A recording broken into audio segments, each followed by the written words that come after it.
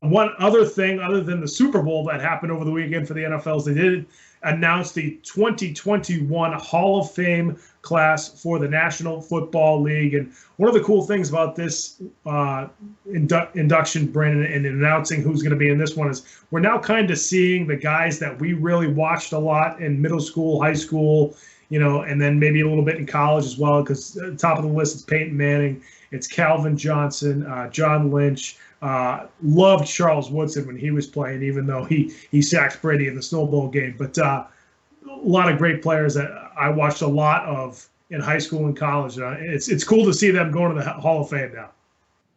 Yeah, no, I agree. These are like the limelights of the NFL years for us. I love this class. It's, to me, arguably one of the best classes of all time going in there. Like you said, just with those top three, I mean, for me, Peyton Manning, Megatron, and then Charles Woodson. And like I said, I mean, obviously Megatron is Calvin Johnson.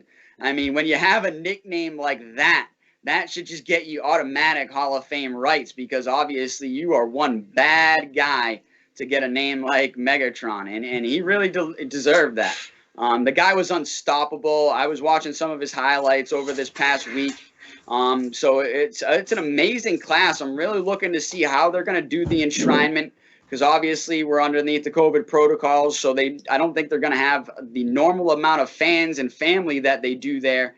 And it wouldn't shock me to have some of these players come in and kind of do like we're doing and kind of zoom themselves in to the enshrinement with their speech. But I'm really looking forward to their speeches, especially Peyton Manning, because, I mean, he is a showman. I honestly have liked him more, him and Eli, to be honest. I've liked Peyton and Eli more now in their retirement than I did when they were playing, because they're honestly they're funny.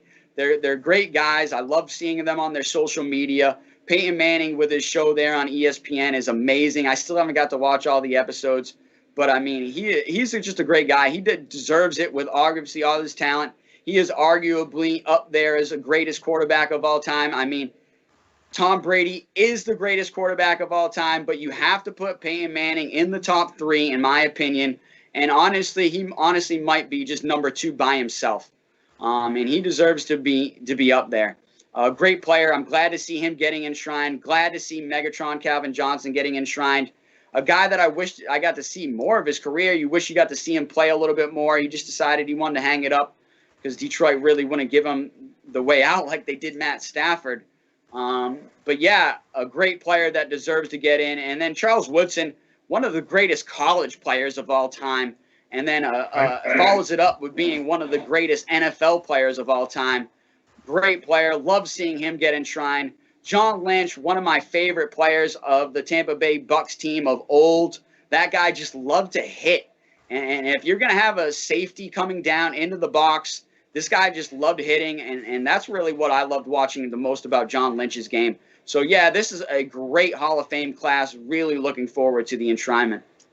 No question. We can talk about the top three or four, all day long, too, because of how much we saw them play. But I think we also need to mention some of the other people that are getting into the Hall of Fame as well. Alan Faneca was a great offensive lineman for the Packers for several years.